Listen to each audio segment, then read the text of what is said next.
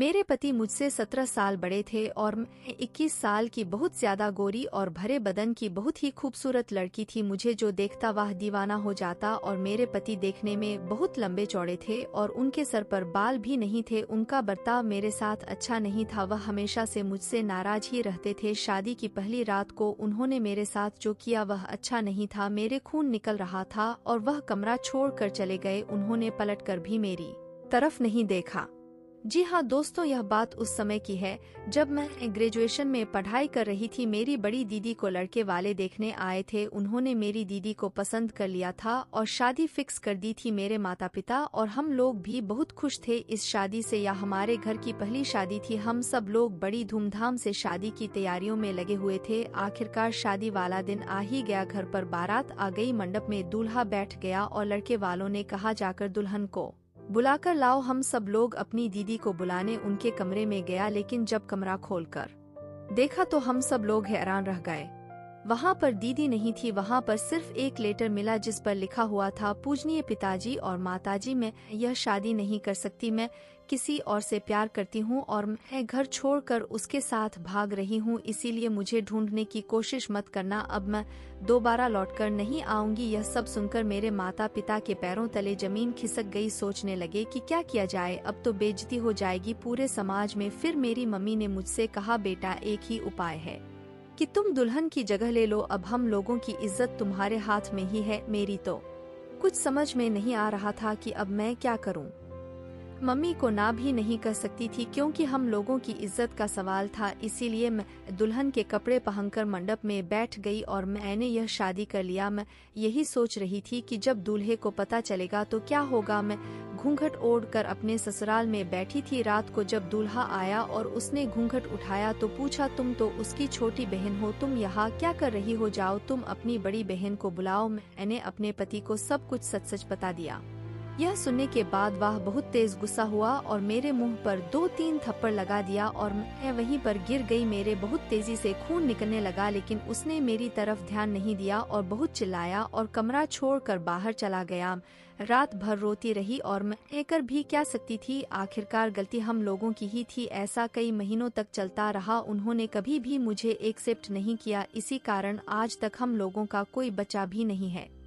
मेरे पति बहुत अमीर थे, उनके पास पैसा दौलत सोना चांदी बहुत है, लेकिन बस हम लोगों के पास सुकून नहीं था। हम लोग जब भी बाजार जाते थे तो लोग मुझे उनकी बेटी समझ लिया करते हैं, या देखकर वह मुझसे और भी ज्यादा जल जाते थे। इसीलिए वह मुझे कभी भी अपने साथ लेकर नहीं जाते थे। एक दिन मैंने पड़ोस में एक लड़के को देखा जो मुझे घूर रहा था। मैंने जब ध्यान से उसको देखा तो यह वही लड़का था जो मेरे साथ मेरे क्लास में पढ़ता था। उसका नाम रोहित था। हम लोग कभी एक साथ बैठकर बात कर लिया करते थे। मेरे पति से तो मेरी हमेशा लड़ाइयाँ ही होती थी। पूरा मोहल्ला हम लोगों पर हंसता था और हम लोगों की लड़ाइयों को देखकर मजे लेता था, लेकिन केवल रोहित ही था जो मेरे दुख दर्द को समझता था। एक दिन मैं और रोहित घर के बाहर खड़े होकर बात कर रहे थे, तभी अचानक मेरे पति आ गए और उन्होंने हम दोनों को देख लिया। वह मेरे ऊपर बहुत चिल्ला रहे थे और मुझसे लड़ाई कर रहे थे। मैंने उनसे कहा कि मैं अब कभी उससे बात नहीं करूंगी, लेकिन वह मेरी बात सुनने को तैयार नहीं थे। बहुत जोर जोर से चिल्ला रहे थे जिसकी वजह से उनका बीपी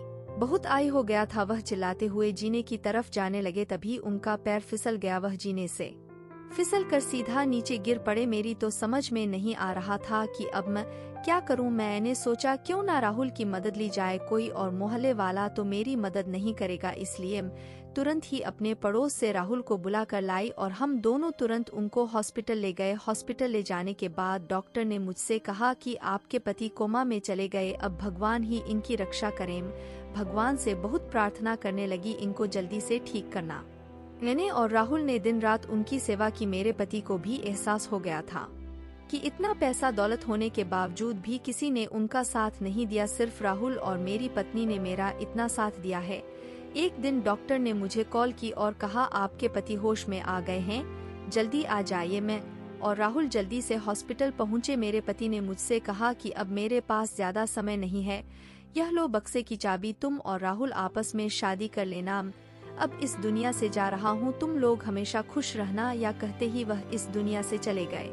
हम लोग बहुत रोए और उनको अंतिम विदाई देकर अपने घर लौटे तो वह चाबी से हम लोगों ने वह बक्सा खोला तो हम लोगों के होश उड़ गए। उस बक्से में इतना सोना इतना चांदी था कि हम लोगों की 7 पुश्तें बैठकर खा सकती थी। मैंने और राहुल ने शादी कर ली। आज हमारे 2 बच्चे भी हैं।